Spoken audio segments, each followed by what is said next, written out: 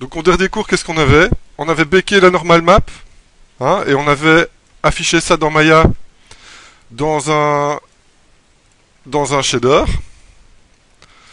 D'accord? On avait inséré la normale pour valider le baking et la curvature. On voit que la curvature, la cage qu'on avait faite, n'a pas rectifié tous les problèmes. Donc là, on va devoir retoucher un peu tout ça dans Photoshop. Et c'est la première chose qu'on va faire. Donc c'est rectifier les bakings dans Photoshop. Avant de commencer dans Photoshop, ce qu'on va faire, c'est exporter un guide dont on va avoir besoin pour faire le texturing. Alors ici c'est un objet simple, donc le guide, on va l'utiliser de manière assez sommaire. Et le guide c'est quoi? En fait c'est le wireframe des UV. Donc on va exporter le wireframe ici en image à la bonne taille euh, pour avoir ça comme guide pour travailler dans Photoshop correctement. Et donc pour faire ça, on va aller dans Polygone, dans l'UV Editor, dans UV Snapshot. Là, on va déterminer la taille de 1024 par 1024, c'est la taille de la texture finale. On va mettre le format TGA et on va cliquer sur Browse pour dire l'endroit où il doit sauver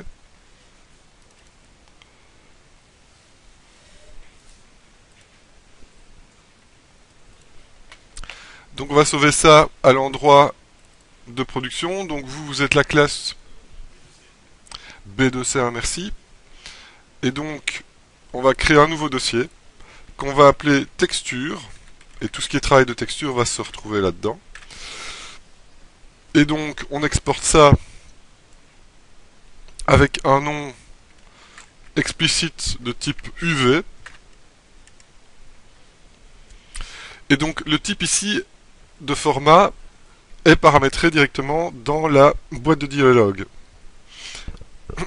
Une fois que c'est fait, attention de ne pas cliquer sur Close, sinon vous perdez les infos que vous venez d'encoder. Il faut cliquer sur OK. Et quand vous cliquez sur OK, regardez, Maya est très gentil, on ne le voit pas ici, mais il vous met une petite note dans la barre des infos tout en bas pour vous dire qu'il a bien créé la map. Donc maintenant, on va ouvrir Photoshop et on va aller rechercher les UV que l'on a exporté. Je rappelle, c'est bien une image 1024 par 1024. Donc qu'est-ce qu'on va faire? On va préparer ça pour que ça nous serve de guide. Donc on va double-cliquer sur le layer, on va l'appeler W pour wireframe, CTRL-I pour inverser les noirs et les blancs, et on va mettre ça en multiply, c'est-à-dire que maintenant tout ce qu'on va mettre en dessous de ce layer là, eh bien le blanc va devenir invisible, neutre, et donc on pourra voir en surimpression le wireframe. Qu'est-ce qu'on va ouvrir avec ça? Eh bien on va ouvrir la curvature, la normale et l'occlusion qu'on a béquée au cours précédent. On les avait béqués en 2048, donc ici je vais les mettre en 1024. Donc on les avait béqués en résolution un petit peu plus grande pour avoir une meilleure qualité. Donc on remet en 1024. Et puis une fois que vous avez mis en 1024, vous prenez le layer et avec Shift, vous le déposez dans votre PSD, vous le mettez sous le wireframe. Et donc maintenant on a bien le wireframe qui se met en surimpression. Et on voit bien aussi le padding. Donc on voit bien que le padding là, eh bien, il déborde de la bordure des UV. D'accord? C'est le fameux padding de X normal qui permet d'éviter les problèmes de couture d'UV quand on fait le MIP mapping. Donc ici, on réduit en 1024 les bakings et on va les déposer avec Shift.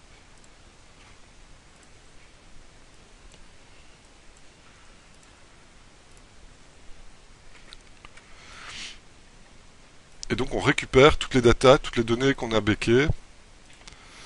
Et ceci, on va le sauver en PSD dans notre fichier texture. Et ça va s'appeler, eh bien, le nom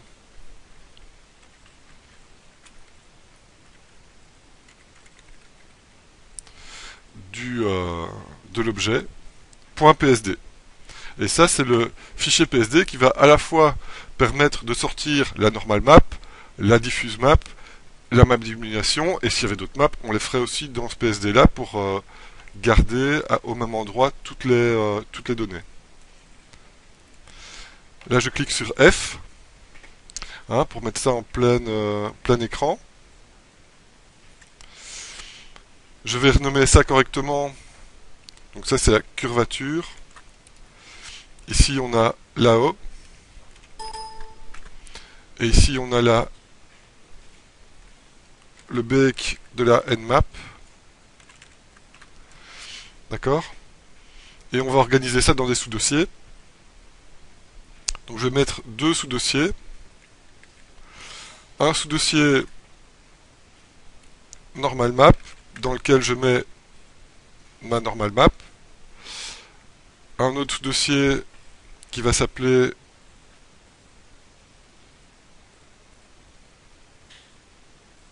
diffuse, dans lequel je place mes deux maps, béquet, curvature et AO. Alors, là-haut, c'est une map qu'on va mettre en multiply. D'accord? Donc ça veut dire que le blanc va être la couleur qui disparaît quand on met en multiply, la couleur neutre. On voit qu'il y a besoin de cleaner un petit peu certaines parties. Et là, je vais prendre la smudge tool. Et comme pour le cours de concept, on va modifier un petit peu le jitter. Je vais le mettre à 8 et le scattering que je vais mettre à 15.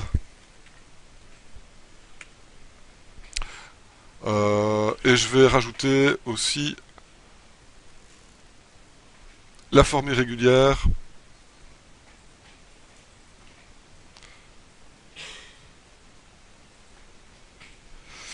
Et là, je vais venir nettoyer en smudgeant les parties qui sont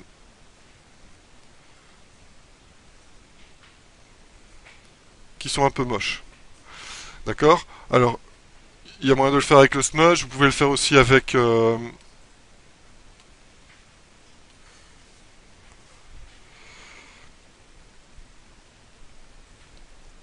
pinceau en peignant avec les couleurs grises, etc. sur la map. Donc là, on choisit un petit peu les outils avec lesquels on veut travailler pour rectifier un peu tout ça. Donc on clean la map DAO et puis on va cleaner la curvature. Alors, pour cleaner la curvature, on va l'utiliser en overlay. D'accord? Donc en overlay, c'est le gris 50%. Salut. C'est le gris 50%. Donc la curvature, on va la cleaner. Là, je vais placer un layer par-dessus. Et donc, comme je vous disais, la curvature, on va la mettre en overlay. Donc c'est le gris 50% qui va être la couleur neutre. Et avec une brush douce, avec une faible opacité, mais une grande brush, eh bien, je vais venir annuler les effets indésirables. Alors, on aurait pu smudger aussi, mais vous voyez qu'ici, c'est un petit peu plus catastrophique au niveau de la map. Donc, là, je viens simplement peindre avec le gris neutre pour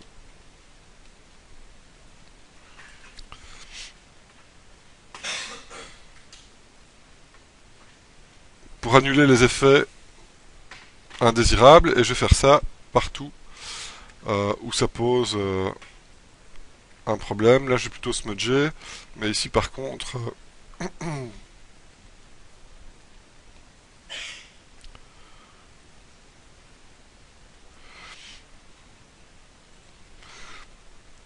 donc ça veut dire qu'à cet endroit-là, eh bien, dans la diffuse, il y aura moins de suivi des modelés, etc. Mais ici à l'intérieur bouche, c'est pas un gros problème. Et à l'intérieur des yeux, de toute façon, il y aura aussi la self-illume, donc c'est pas un gros problème. Ici, je vais smudger un petit peu sur la map. Voilà, donc première étape, on clean les résultats des backings. Donc attention, ne cleanez pas les bordures qu'il y a ici. Hein. Les bordures qu'il y a ici, ce sont c'est les paddings. Ça permet justement d'avoir des coutures de textures qui sont cohérents. Donc ça, il faut pas trop y toucher pour le moment. Si vraiment ça pose un problème sur le modèle, ben on pourra y remédier, mais plus tard. Et là, vous pouvez sauver. Donc pour la normal map, ce sera la même chose. Donc on va vérifier les endroits qui posent encore un problème. Normalement avec la cage, on a déjà rectifié pas mal de choses. Là, je vais la dupliquer pour ne pas altérer le baking. Et avec le smudge, je vais venir aussi nettoyer les endroits qui semblent poser un petit problème. Donc on peut éditer encore une fois à la main la normal map si jamais il y a des choses à débugger. Normalement la normal map elle doit être quand même assez clean. Ce sont les deux autres maps qui étaient un peu plus problématiques. Alors, de ce PSD, on va faire un CTRL-SHIFT-S et on va sortir un premier TGA qui va s'appeler potiron-head nmap. Donc ça, c'est plus dans baking, c'est dans texture, c'est la normale finale. Donc ne vous plantez pas, n'allez pas mettre ça dans les mauvais dossiers. Ici, je vais enlever le channel pour ne pas qu'il y ait de problème de 24 bits, 32 bits, etc. Et la diffuse, comment est-ce qu'on va l'utiliser? On va créer un nouveau layer qu'on place tout en bas.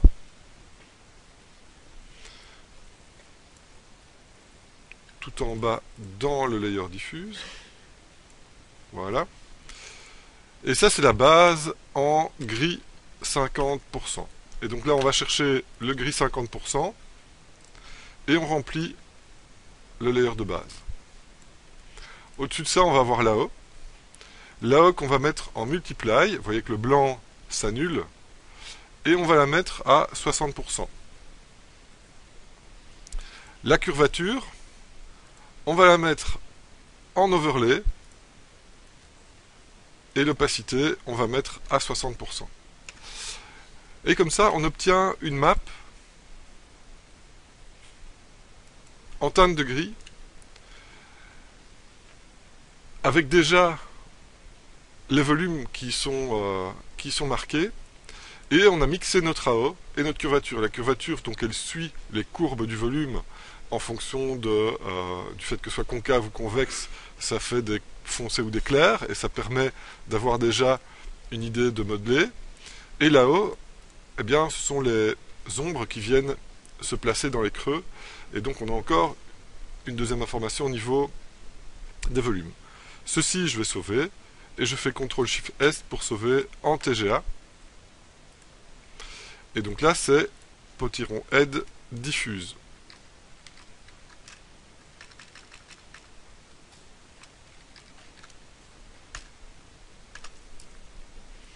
Potiron-head diffuse. Et donc je vais retourner dans Maya. Repartir de mon shader de test. Venir replacer la normale. La normale, normalement, elle n'a pas beaucoup bougé, mais je vais aller indiquer le bon dossier de recherche. Pardon.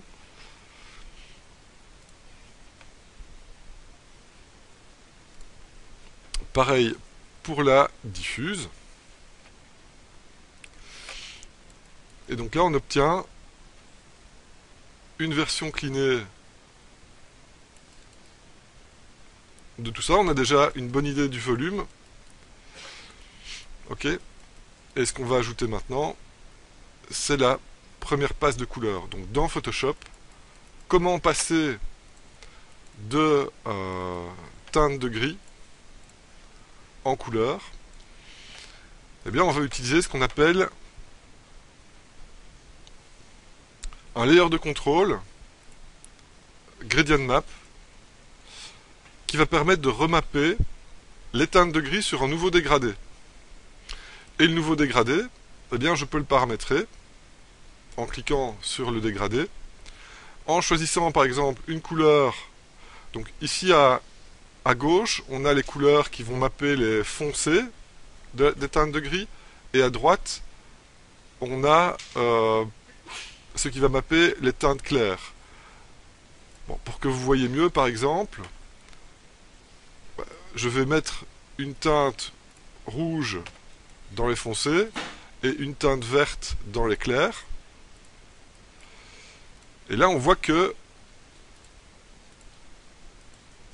eh bien, le mapping, le gradient map, a recalculé, a transformé les teintes de gris, qui étaient en noir et blanc, en couleur. Et donc ici, on peut paramétrer une couleur foncée, mais déjà un peu orangée, ou bleutée si l'on veut l'ambiance bleutée pour les foncés. Là, je vais cliquer en dessous de la barre pour créer une nouvelle pastille de couleurs pour déterminer les couleurs moyennes. Et là, je vais prendre les couleurs moyennes du potiron. Donc dans ce cas-ci, ce sera orange. Et ici, je peux aller paramétrer les couleurs claires. Et là, je vais aller plutôt dans...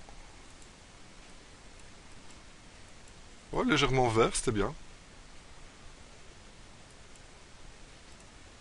Ok, donc là, on remappe les couleurs en teinte de gris avec un dégradé. Et donc, je vais sauver ça maintenant à nouveau en TGA, à la place de la diffuse. Et dans Maya, je vais aller recharger ça. Et donc maintenant, j'ai bien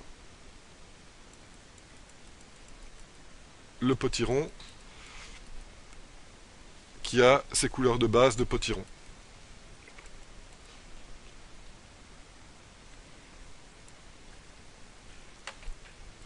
Donc on va aller avec tout ça dans 3D Code. Comment est-ce qu'on va faire? On va prendre l'objet. Bon, il est déjà exporté en low pour aller dans Xnormal, donc il n'y a pas besoin de l'exporter. On va directement dans 3D Code.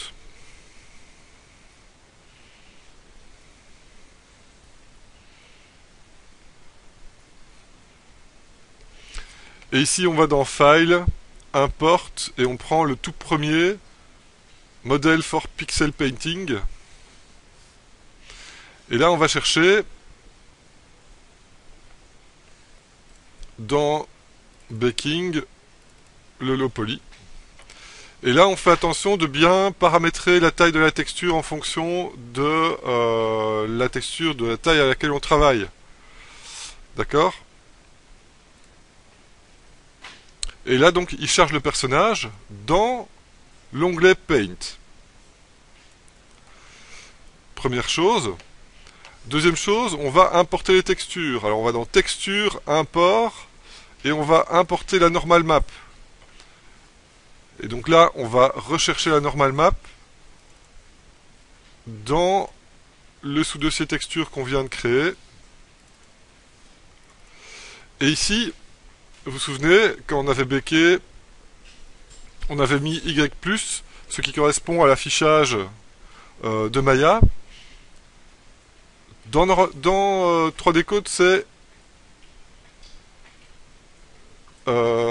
Y-, donc c'est-à-dire qu'on doit flipper la channel green. Et là, vous avez la normal map qui s'affiche correctement.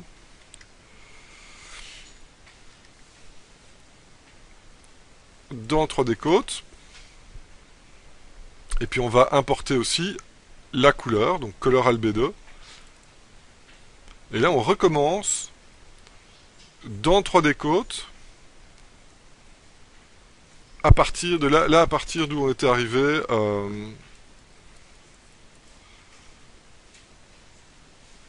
dans Photoshop.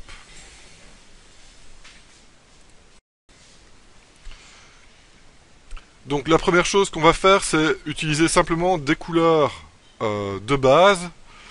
Donc là, je vais créer un layer et je vais faire des variations de teintes. Chaque fois que je crée un nouveau layer, je le nomme. Pourquoi? Parce que comme ça me permet de mieux m'y retrouver quand je travaille. Donc je vais prendre ici une couleur verte. La teinte, ici, je vais le mettre en mode de fusion color. Et donc, avec un pinceau vert, je vais décocher la spéculaire et la normale dans les options de channel du pinceau pour n'influencer que la diffuse. Et puis,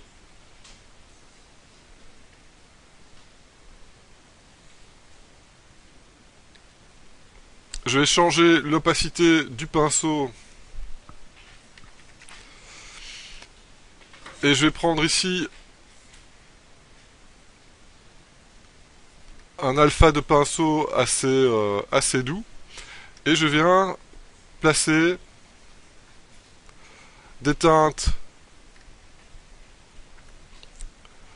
verdâtres sur la partie supérieure du potiron. Avec Shift, je peux smoother ce que je viens de placer comme couleur.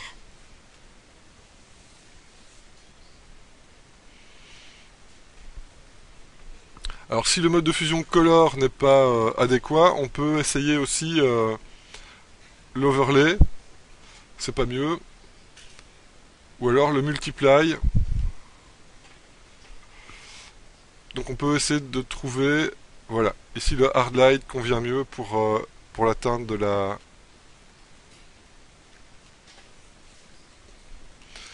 tige.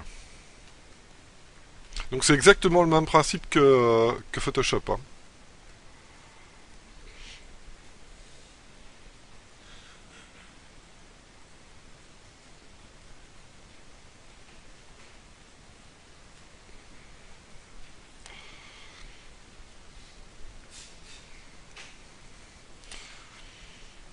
Alors, comme l'objet n'est plus symétrique, je ne travaille pas en symétrie, mais il y a moyen pour les objets symétriques de réactiver la symétrie pour peindre en symétrie.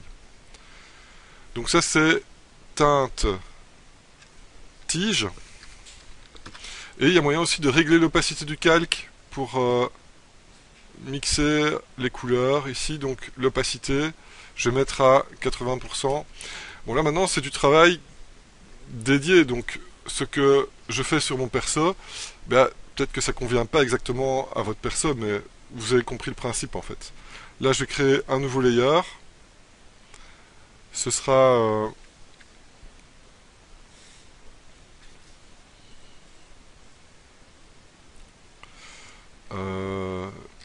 les teintes du potiron. Et là je vais prendre des teintes un petit peu plus rouges.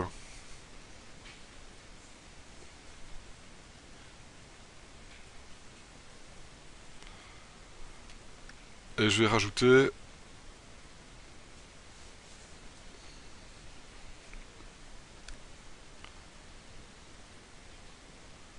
en color des teintes rouges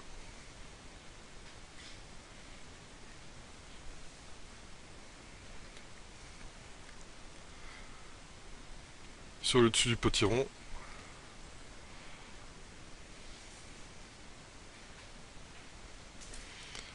Et sur le dessous du potiron.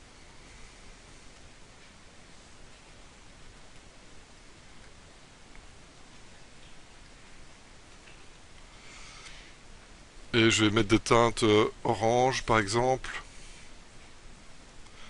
sur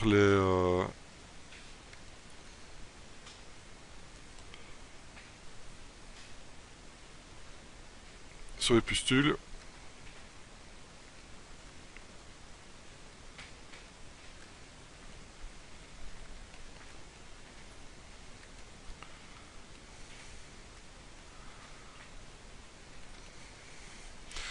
Donc là vous choisissez un petit peu ce qui vous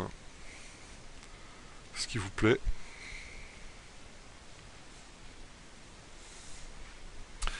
Tout en vous disant que tout ça on va le récupérer de toute façon dans Photoshop et qu'on pourra encore légèrement changer les saturations.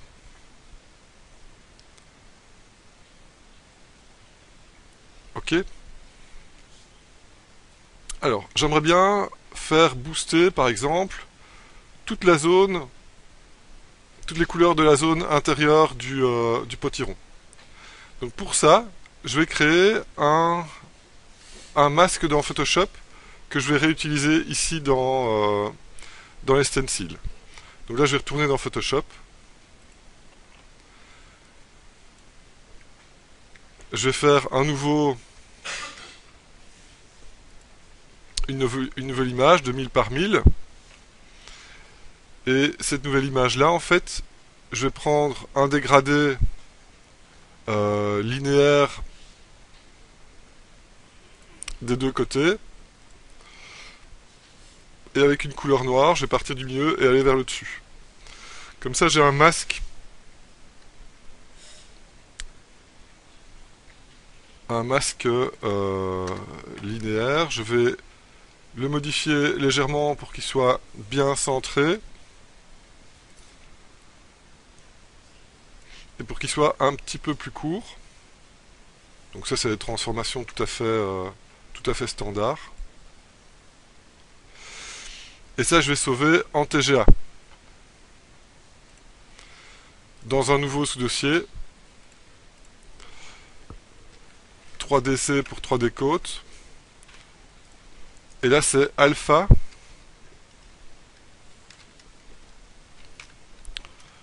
Et je vais appeler ça dégradé central.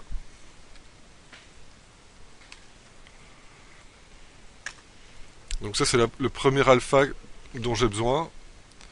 Et l'autre, en fait, ce sera un dégradé à partir du dessus. Donc je fais un nouveau layer. Je pars du dessus avec du blanc.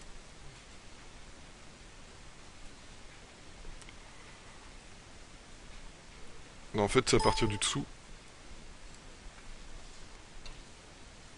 Voilà.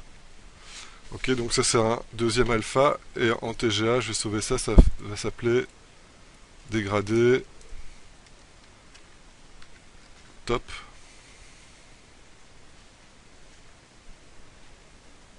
C'est juste pour pouvoir les reconnaître en fait. Et ça, je vais les sauver aussi en PSD. Et je vais appeler ça alpha. Comme ça, j'ai mon dossier où je peux venir corriger les alphas. Donc là, je crée deux alphas. Et ici, dans 3D Code, je vais aller chercher un stencil. Donc dans le menu ici stencil, je vais aller chercher un nouveau stencil. Et je vais prendre le dégradé central. Puis je vais l'activer. Et donc là, si je montre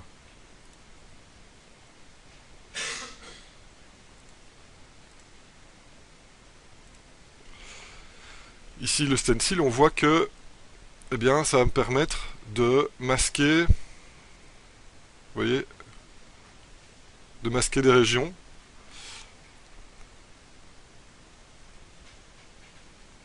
Ce qui veut dire dans ce cas-ci que je vais placer le potiron de profil, je vais légèrement désaxer le stencil pour qu'il soit bien centré sur le potiron.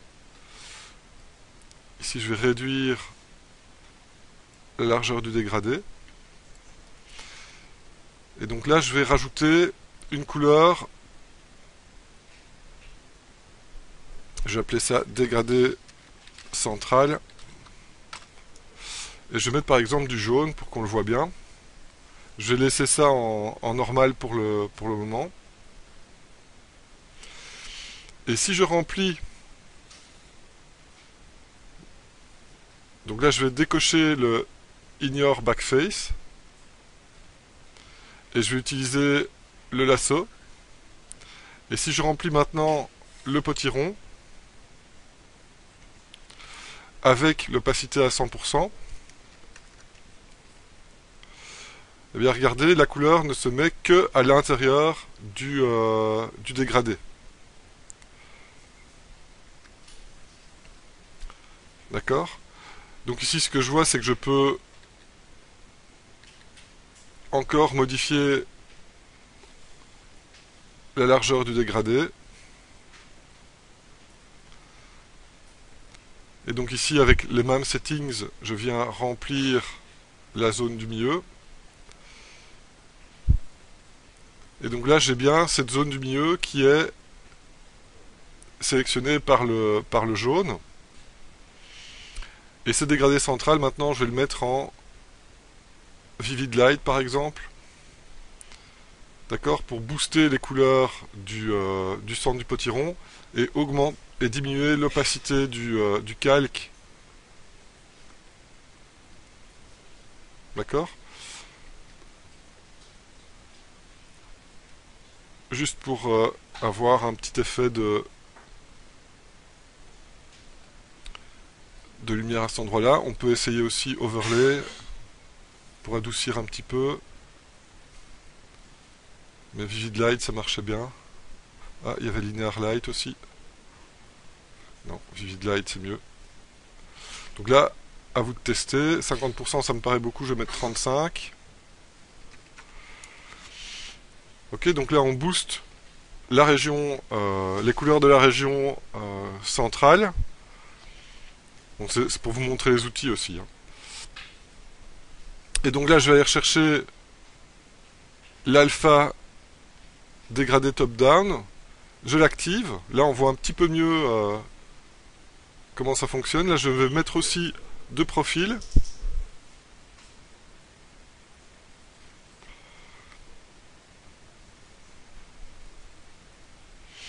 Je vais faire un nouveau layer. Là, ce sera le dégradé top-down.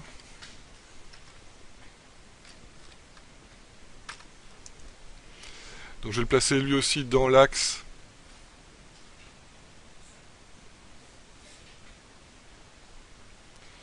et là ce que je veux créer c'est un léger dégradé du bas vers le haut pour foncer un petit peu toute la région qui est en bas du perso. On va voir qu'on va faire ça aussi en concept. Donc là je place le dégradé dans le bas du perso.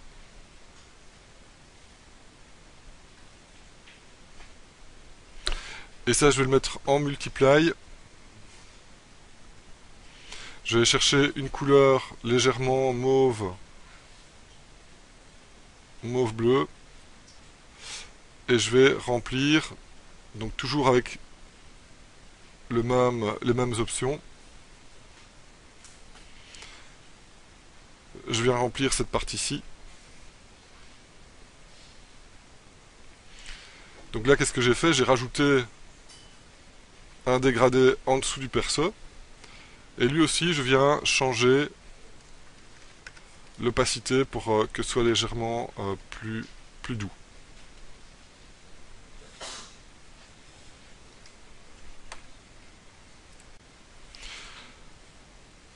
Donc la suite, c'est créer un nouveau layer, encore une fois, par-dessus. Et là, je vais creuser les sillons avec du clair.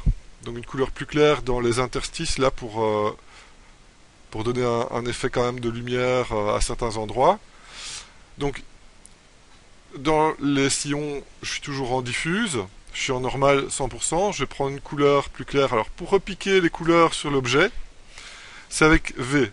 Donc vous survolez votre objet avec votre pinceau, vous cliquez sur V et vous voyez que ça pique la couleur qu'il y a sur votre sous votre pinceau.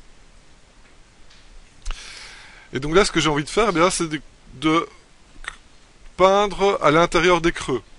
Pour ça, je vais utiliser une option de masking automatique et je vais mettre More on Concave.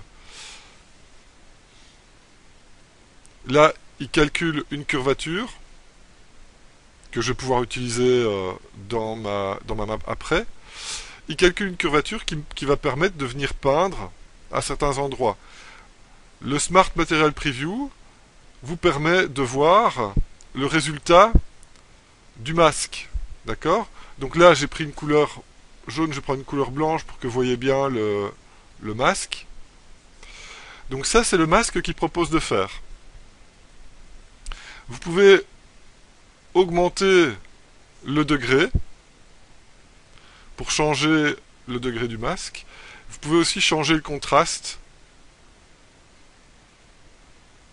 Et avec ces deux paramètres, vous pouvez gérer exactement la tronche du masque que vous voulez. Et une fois que c'est fait, eh bien, vous prenez la couleur que vous voulez,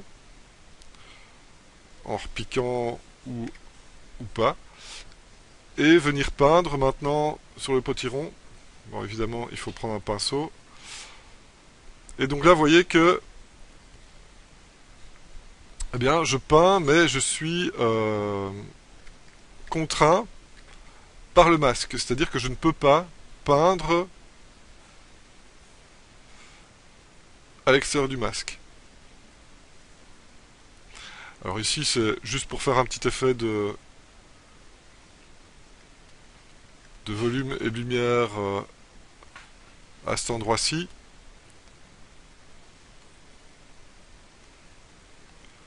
Je vais le faire un peu ici aussi. Oui.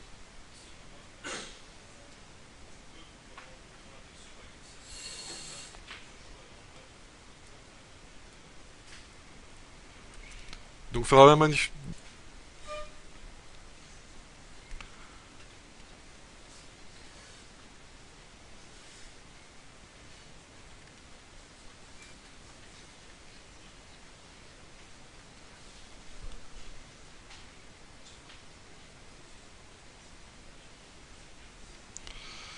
Donc ici, je viens souligner certains volumes.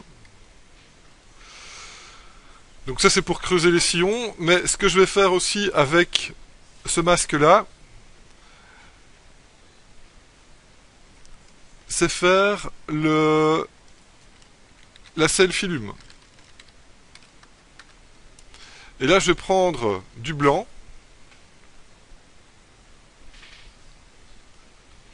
Et je vais faire la base de la selfie lume, c'est-à-dire,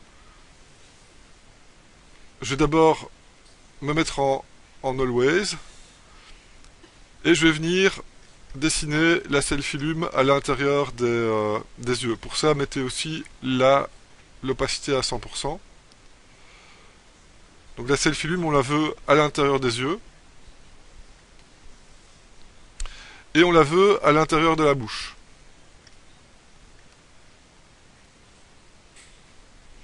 Alors si vous n'arrivez pas à aller à l'intérieur des yeux, vous pouvez aussi afficher votre texture. Et vous pouvez aussi peindre dans votre texture. Ok, donc vous pouvez à la fois peindre sur le modèle 3D, mais vous pouvez aussi peindre directement sur la texture 2D.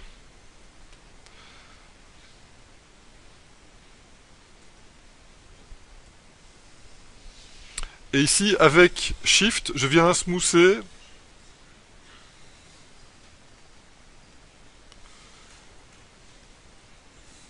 les bordures.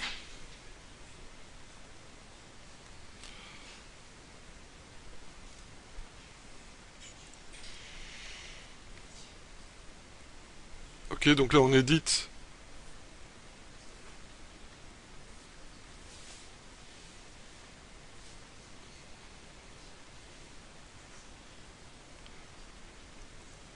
On édite le masque.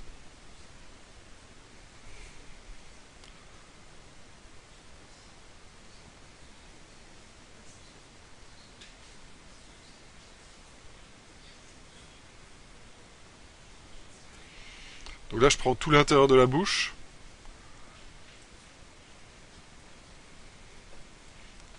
Tout l'intérieur des yeux.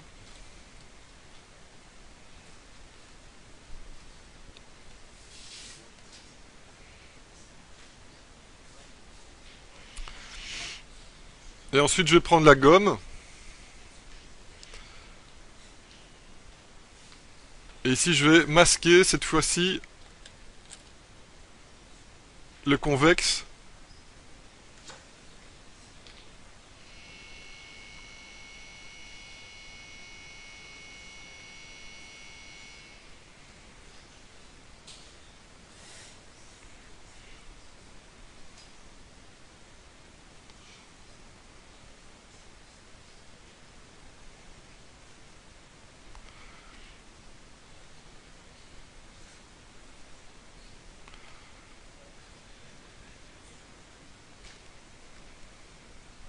Voilà, et là le smooth fonctionne beaucoup mieux.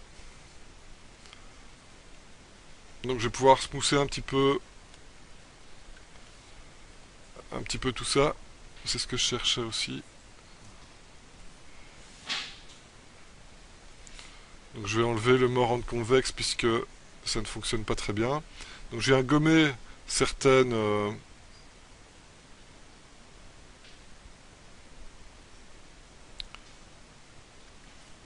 bordures et puis je viens les flouter avec le shift.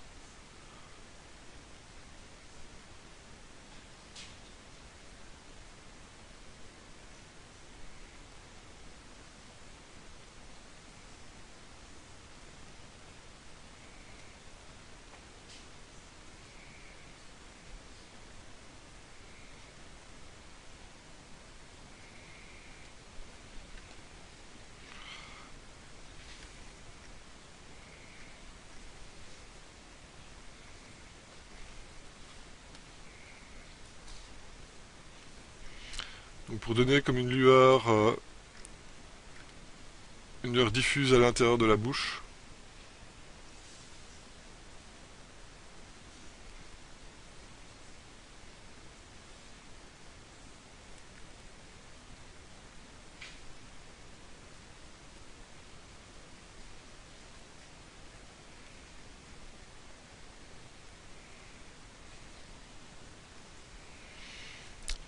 Et donc il y a moyen de venir travailler dans la diffuse directement sur la texture quand on ne sait pas accéder aux régions qui sont un petit peu plus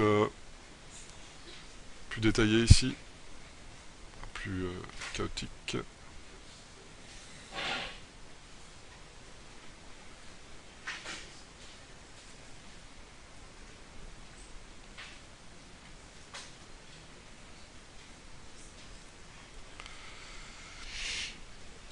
Donc je vais faire la même chose ici pour les yeux.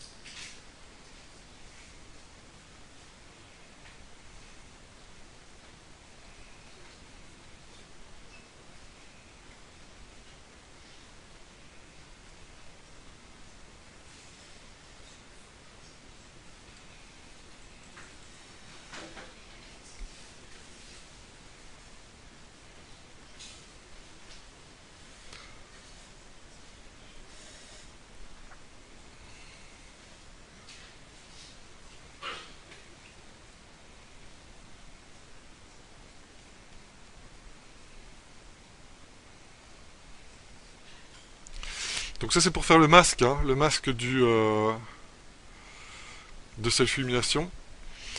Et donc le premier layer c'est la base et dans un deuxième layer on va faire le self-illum plus où là avec le pinceau et le more concave ici on vient voir un peu à quoi on peut arriver comme résultat. Donc là je prends du blanc. Donc ici, je vais augmenter le degré, l'opacité, baisser le contraste.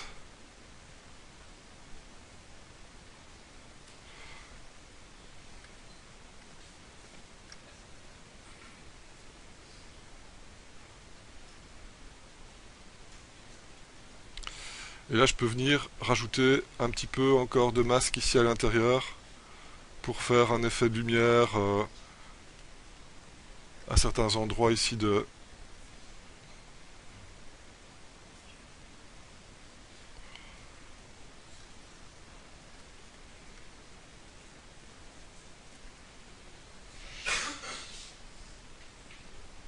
Donc là, c'est l'aspect translucide du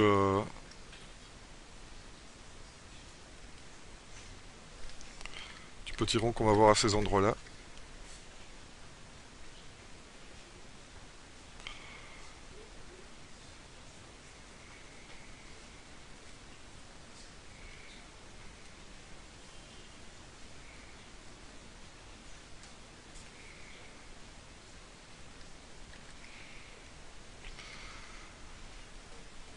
Ok, et donc c'est la combinaison de ces deux layers qui vont faire le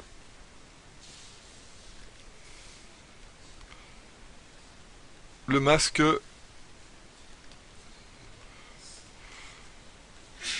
de curvature.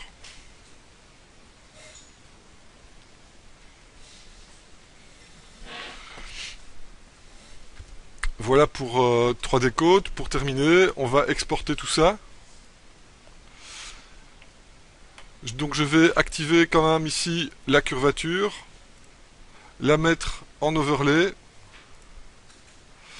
et baisser légèrement son opacité. Et là en fait ça vient booster encore un petit peu les edges. C'est un autre type de curvature que celle que B que X normal et qui se combine bien avec le modèle aussi.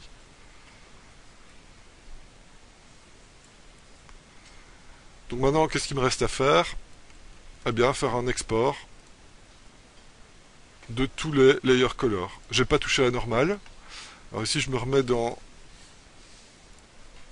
mon fichier de travail et donc là c'est le 3DC, donc 3D Code, potiron, aide, 3DC, hop.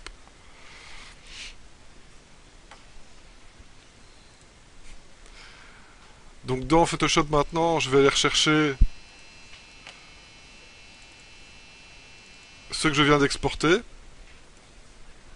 Voyez ce qu'il en a fait.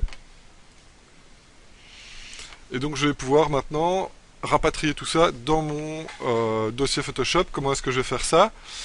Eh bien, dans Diffuse, je vais avoir besoin de tout sauf de la selfie-lume. Donc je prends tous les dégrades, tous les calques, et avec Shift, je viens les placer ici. Et je retrouve mes différents éléments, le vert et les couleurs de la tige. J'ai des teintes rougeâtres ici. J'ai le fameux dégradé central que je peux maintenant modifier un petit peu en changeant peut-être la saturation ou la couleur, etc. Donc vous pouvez encore modifier les paramètres ici. Le shader qui vient du bas, le dégradé qui vient du bas, les sillons et la curvature. Donc on récupère exactement toutes les infos dans la diffuse. Et donc maintenant j'ai mon autre sous-dossier qui s'appelle maintenant Self Illume,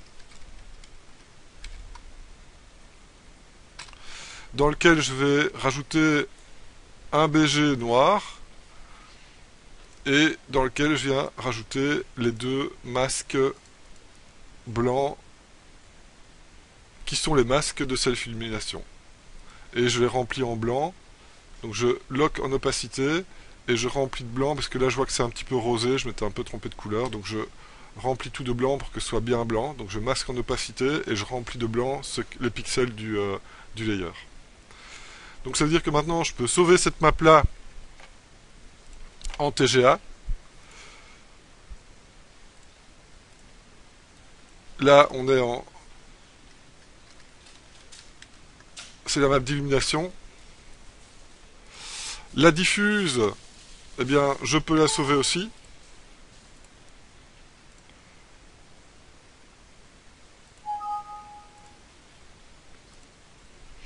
Et pour tester, on peut juste aller dans Maya et mettre à jour donc la diffuse. Et donc on voit déjà dans Maya le résultat du travail. Alors si vous voulez améliorer le visuel dans Maya, vous pouvez aussi changer les paramètres de shader. Vous pouvez augmenter l'ambient color. Vous pouvez changer légèrement la couleur de l'ambient color aussi en fonction de l'ambiance que vous voulez mettre.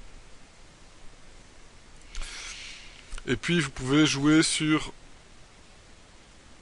l'excentricité et le specular roll-off pour avoir un rendu un peu plus cartoon et un peu plus mat si vous le souhaitez.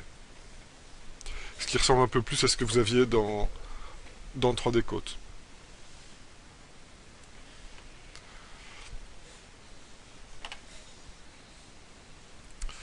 Et très important, vous sauvez ceci. CTRL S.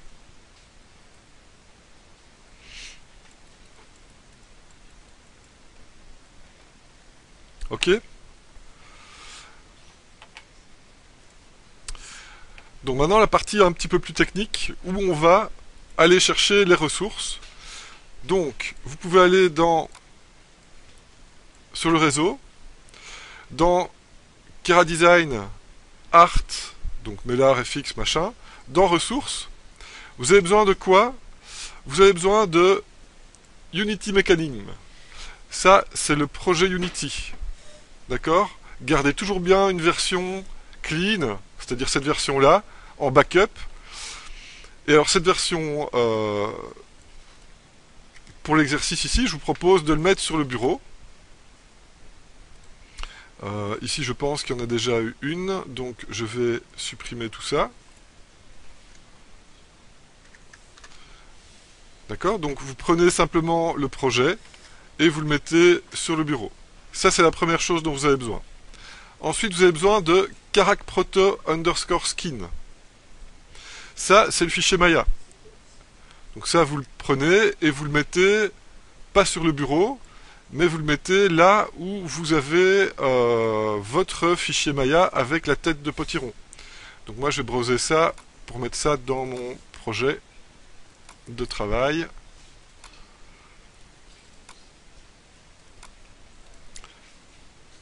Vous êtes les B2 combien, vous? C1, hein? Ok, j'avais nommé ça bizarrement. Pumpkinhead, ouais, c'est ça. Ok, donc vous avez votre fichier Maya avec le potiron, la tête de potiron et le characproto_skin. La troisième chose dont vous avez besoin, c'est FBX Export.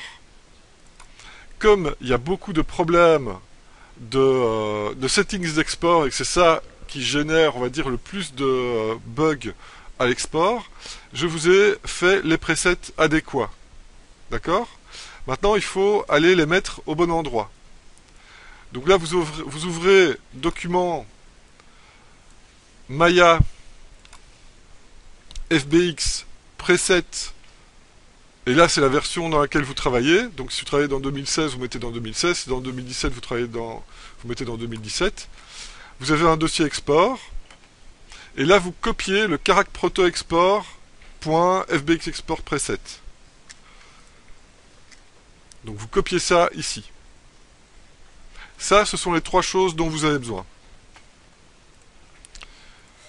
Donc je répète, dans ressources, vous avez besoin de Unity Mechanism, characproto et FBX Export. Ok? Alors, qu'est-ce qu'on va faire avec tout ça? Première chose, on va ouvrir Unity et s'assurer que tout fonctionne. Donc vous ouvrez Unity, simplement, et vous faites Open. Et avant de faire Open, vous allez sur votre bureau, vous faites un clic droit sur unitymechanic.rar et vous faites un extraire ici. Et là, il vous crée le fichier unzippé. Quand vous faites un Open, vous allez sur votre bureau et vous cliquez sur le dossier qui vient d'unzipper et vous mettez sélectionner un dossier. Il vous dit que c'est pas la même version, vous faites continue et il va transférer ça sur la nouvelle version, il n'y a pas de souci. Alors, dans Unity, vous voyez que le projet est ouvert, vous double-cliquez sur intégration, et là vous avez la scène du personnage intégré qui s'ouvre. Et quand vous cliquez sur Play, vous voyez que vous pouvez courir dans tous les sens. Ok, vous pouvez sauter en cliquant. Voilà, vous pouvez ramasser des coups, lancer des cailloux. Donc, les flèches, c'est pour bouger. Cliquer avec le bouton gauche, c'est sauter. Avec le bouton du milieu, c'est lancer. Et le bouton droite, c'est ramasser des coups. Donc c'est... S'il te plaît? C'est les boutons de la souris. Enlevez le play. Et pour vérifier que tout fonctionne bien, vous allez dans Maya. Vous chargez le Karak Proto underscore skin.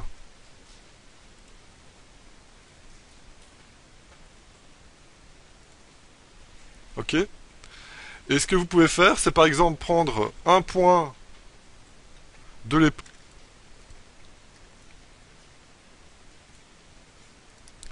Vous bougez le point.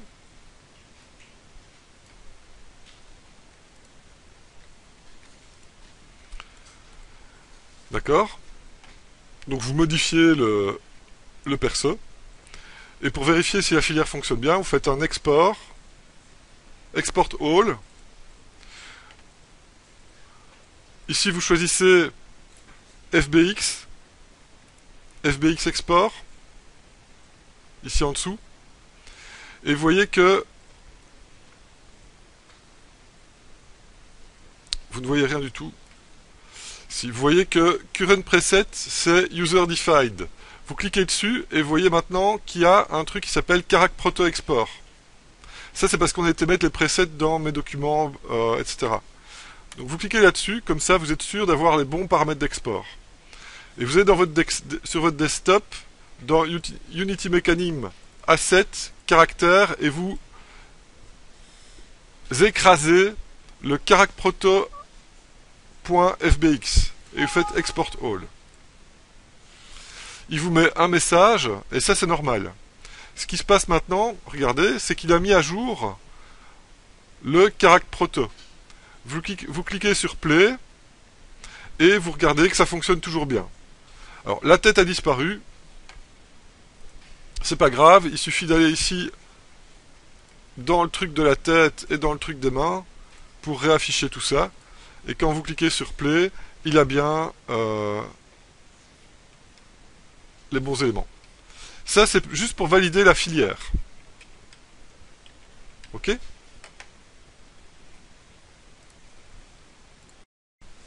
Donc, puisque la filière fonctionne, on peut ouvrir notre bonhomme.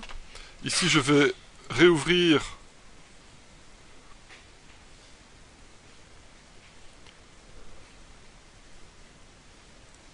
le Karak Proto.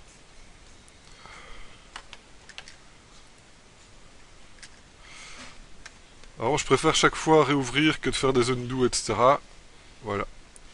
D'accord, donc là on repart à zéro.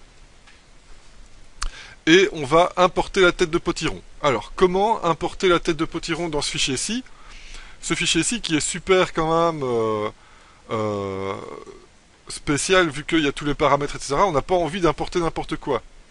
Si vous regardez ici, et si vous décochez DAG Object Only, vous voyez ce qu'il y a réellement dans la scène. D'accord? C'est pareil dans la scène de Potiron. Il y a aussi tout ce brawl-là. D'accord? Donc on ne veut pas importer la scène complète, on veut juste importer le mesh du Potiron. Comment faire ça de manière propre? Eh ben, vous faites un file, create référence, et vous allez chercher votre dossier. Et là, qu'est-ce qu'il a fait? Il a importé les éléments en référence, avec un petit carré bleu à côté. Alors, évidemment, il y a un problème de scale, souvenez-vous, Xnormal le disait que c'était trop petit, etc. Eh bien, vous voyez que là, c'est vraiment trop petit. C'est pour ça que c'était petit, en fait, et qu'il fallait faire un scale, un mesh scale de 3. Donc c'est vraiment un tout petit potiron. Donc on a ça ici. Comment est-ce qu'on va importer ça proprement? Eh bien, vous faites un CTRL-D, donc c'est un Edit Duplicate, CTRL-D.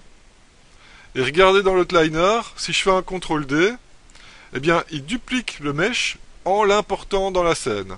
Et avec le bouton du milieu, je peux le remettre ici au milieu de mes objets habituels. Donc là, maintenant, j'ai créé un duplicata du mesh. Et ce que je peux faire, c'est aussi dans l'hypershade, regardez que les shaders importés ils sont en rouge. Eh bien, je prends le shader du potiron et je fais un edit, duplicate, et on va dupliquer le shading network. Et là, vous voyez qu'il a dupliqué le shader. Maintenant, c'est importé dans la scène. Et quand je clique ici, on voit qu'il y a toujours les connexions vers les textures assignées. Ok? Ce qui veut dire que je peux maintenant, sans problème, faire un file, référence editor. Je peux supprimer la référence, clic droit, remove référence. Vous voyez que le shader est resté là. Vous voyez aussi ici que le potiron est resté là. Et il suffit de maintenant lier le shader à la tête de potiron. Et vous avez votre... Ça n'a pas marché.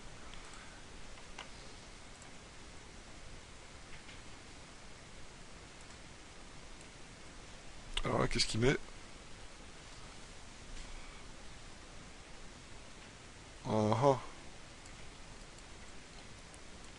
Pourquoi râle-t-il? Pourquoi râle-t-il? Aucune idée. Bon, s'il râle, c'est pas grave. On supprime le shader. On crée un nouveau... Je sais pas s'il râle chez vous aussi. Un nouveau blin. Et on assigne le nouveau blin. Voilà. Là, il râle plus. Bon, se dire que les maps, on les verra pas dans Maya, c'est un peu dommage, mais c'est pas grave. Donc, qu'est-ce qu'il reste à faire? Ben, prendre la tête du potiron et venir la placer à la place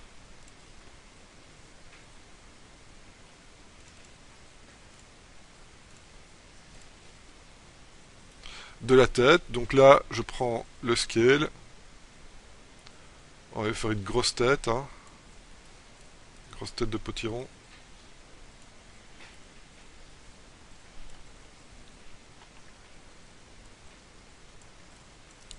Vous pouvez vraiment lui faire une très grosse tête de potiron si vous voulez.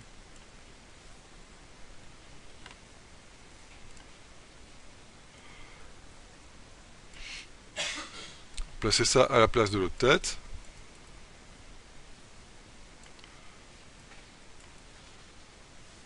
Voilà. Alors, très important, on va se mettre ici en attribut editor. Qu'est-ce qu'on voit? On voit que le fait d'avoir déplacé la tête et scalé la tête, eh bien, on voit que il y a des translations, il y a des scales qui sont là. Comment est-ce qu'on va annuler ça? Eh bien, on fait un modify, freeze transform, et on s'assure que sont cochés translate, rotate et scale. Faites un apply et vous voyez que tout revient à 0. Donc là, c'est s'assurer que l'objet est propre.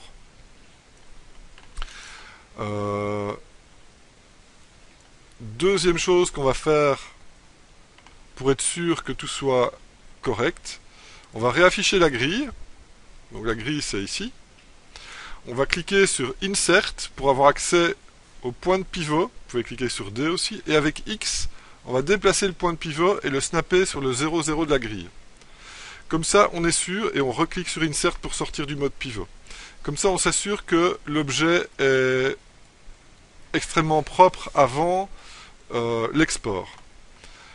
Une dernière chose qu'on va faire, c'est le shader Blin. On va le nommer et on va l'appeler SHD pour shader underscore pumpkin. Ça permettra dans Unity de trouver facilement ce shader là.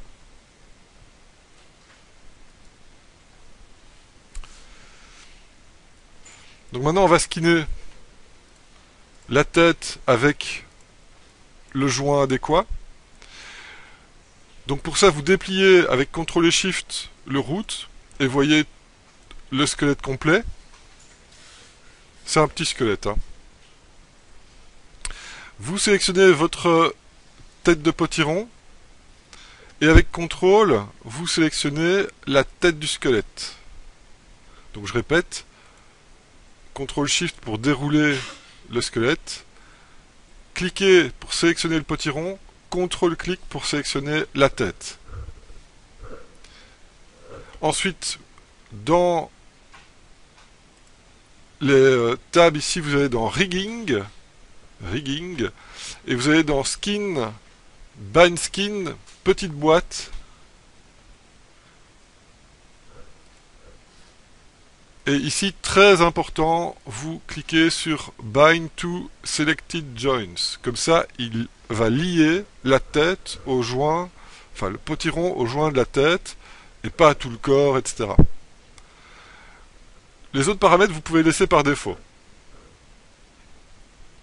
Vous cliquez sur Bind Skin, et pour voir si tout fonctionne correctement, vous pouvez juste prendre l'outil Rotate et prendre par exemple la Spine 3 et regarder si la tête fonctionne bien et est bien attachée à la Spine 3. CTRL Z, vous pouvez prendre aussi le cou et regarder si la tête fonctionne bien avec le cou et prendre l'os de la tête et regarder s'il regarde à gauche, à droite. Donc là c'est juste pour valider l'attachement. Toujours bien faire CTRL Z pour revenir au bidule de départ. Et ça, on va le sauver avant d'exporter. Et donc là, c'est plus Pumpkin Head. Il faut vous mettre en Maya ASCII. Et ici, c'est Pumpkin Head Export.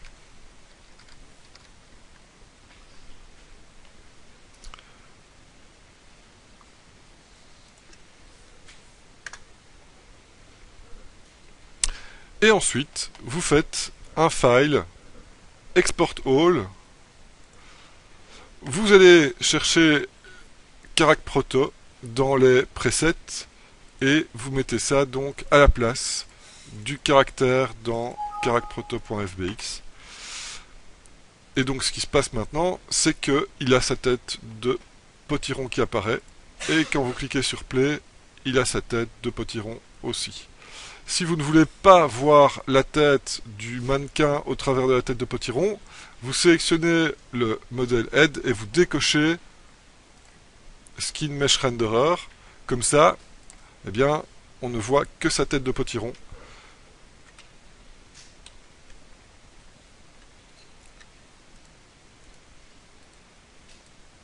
Ok. Dernière ligne droite donc. Dans matériel, pas du tout. Dans caractère matériel, vous avez maintenant votre shader du potiron. Donc vous l'avez nommé d'une certaine manière, donc ça se retrouve ici. Si vous l'avez laissé Blin, ah bah vous avez Blin qui s'écrit ici, et c'est difficile de s'y retrouver quand vous avez plusieurs shaders, si vous laissez le Blin par défaut. Donc qu'est-ce qu'on va faire? On va importer les textures. Donc là je vais rechercher dans mon projet, dans texture, je vais rechercher la diffuse. l'illum et la normal map, et je viens glisser ça à côté de mon shader. D'accord? Et alors, on va glisser la diffuse dans l'albédo. On va glisser la normale dans la normale. Et là, il vous dit il faut la fixer. Donc, vous cliquez sur Fix Now. Et là, il vous met ça correctement. Et puis, vous glissez l'illum dans l'émission. Et après, vous pouvez régler la couleur de l'émission.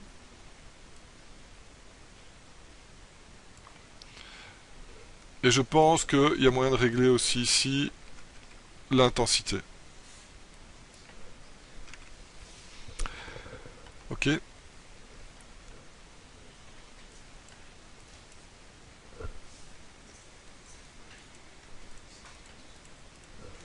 Ok.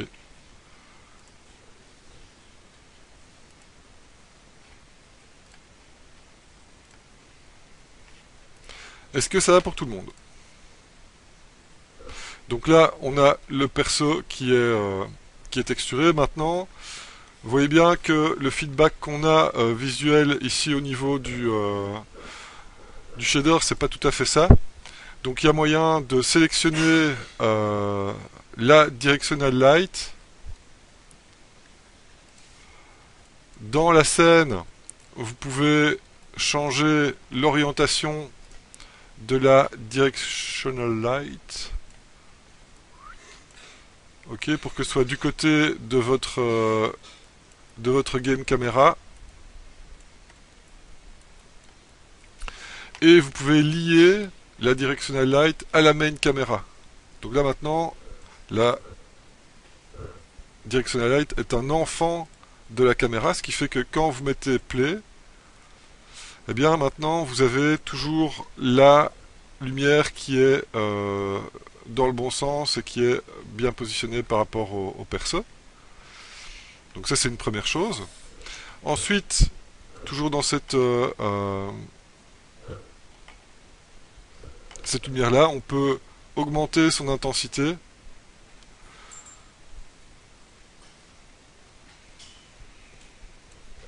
On peut changer la couleur de l'environnement.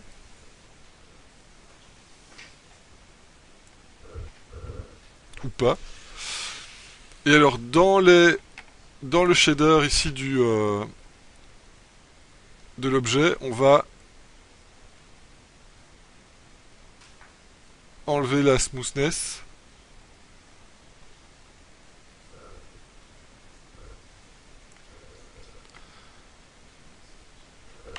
Et là, on se retrouve déjà dans un style qui est plus proche de ce qu'on avait dans 3D Coat.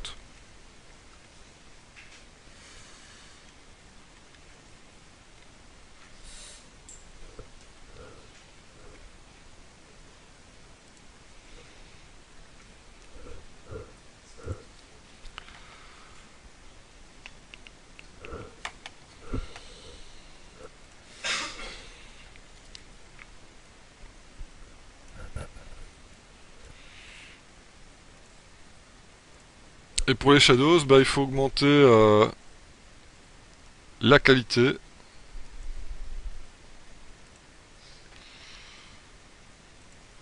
Et là, je vois pas comment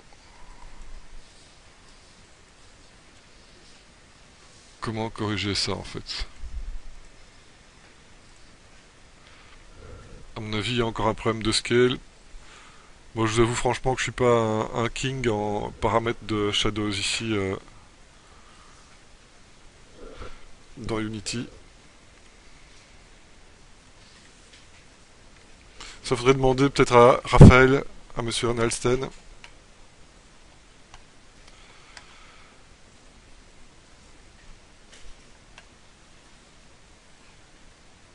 Donc voilà l'objectif. Une fois que vous avez intégré tout ça, eh bien vous faites un file Build and Run. Vous choisissez la build PC, Mac, Linux, machin. Faites Build and Run. Non, vous faites Build tout court. Et vous sauvez ça dans votre dossier de travail.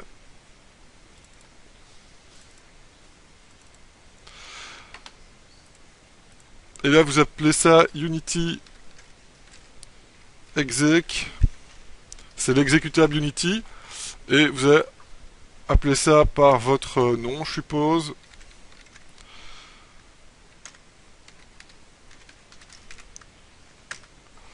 Et il est en train de builder votre scène.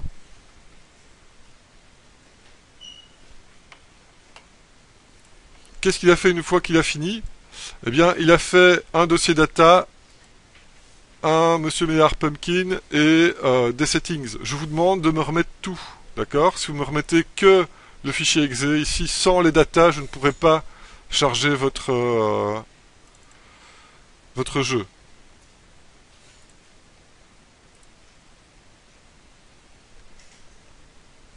Donc c'est ceci que je vous demande comme remise.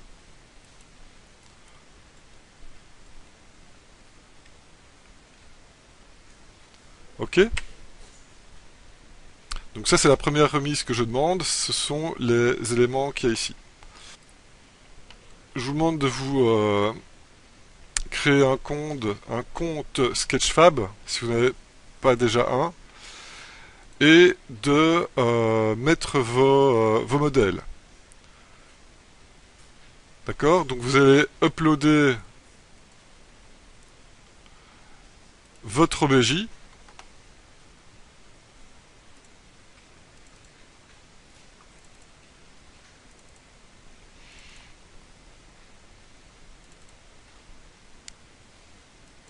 Votre low poly.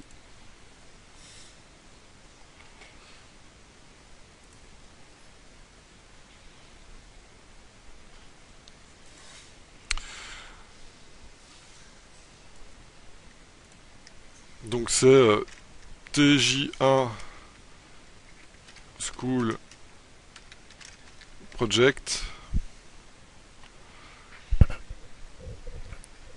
Vous le mettez pas en privé sinon je sais pas le voir.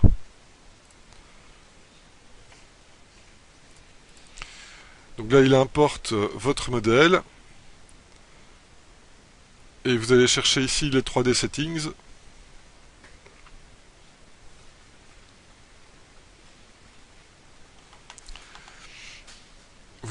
Vous laissez en PBR.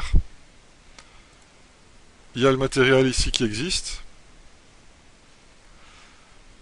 Et on va aller chercher les textures de base color.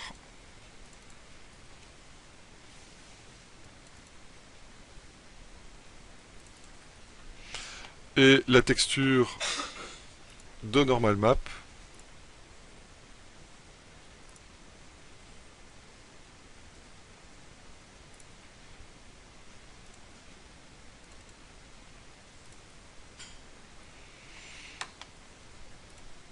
Donc ici, il faut décocher l'invert Y, encore une fois, pour que ça corresponde à ce qu'on a ici. Et donc c'est ce que je vous demande. C'est ce que je vous demande. Je vous demande pas forcément l'illume. Alors pourquoi est-ce que je vous demande ça? Parce que une fois que c'est publié, c'est facile pour venir vérifier votre image. Ça ne pèse rien, c'est juste un lien internet. Ben, je vais vous montrer un peu. Une fois que vous avez fait ça, vous pouvez changer l'environnement et choisir quelque chose qui correspond à votre goût. Donc mettez votre travail en valeur. Donc faut pas prendre celui-là. Donc je vais laisser celui-ci. Et alors dans les settings, dans background, vous pouvez juste mettre une couleur. D'accord? Pas besoin d'afficher l'image.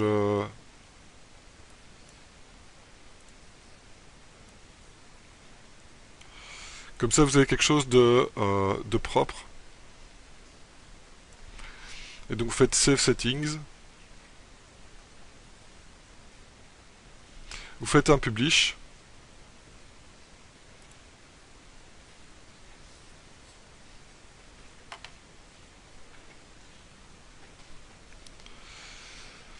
Alors, c'est pas ça que je vous demande comme lien, hein, d'accord?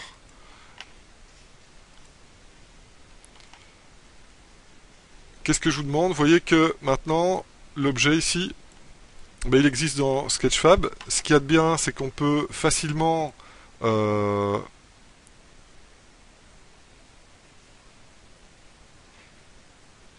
où est-ce que c'est? Voilà. Voir ici le wireframe. D'accord? Et donc, je peux voir votre wireframe correctement. On peut facilement aussi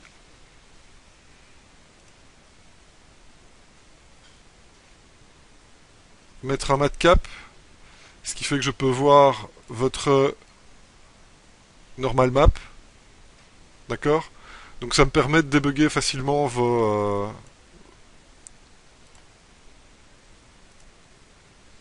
objets. Et donc ce que je vous demande de me remettre, c'est à côté de votre Unity Exec, vous aurez votre lien Sketchfab et vous prenez, regardez bien ici, vous prenez votre... où est-ce que je suis?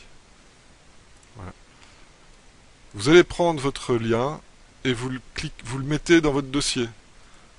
D'accord? Comme ça, moi, je n'ai plus qu'à double-cliquer dessus. Et il ouvre directement Sketchfab avec votre modèle. Ça prend. Et donc, il charge le modèle directement. Et comme ça, je peux avoir accès à votre modèle directement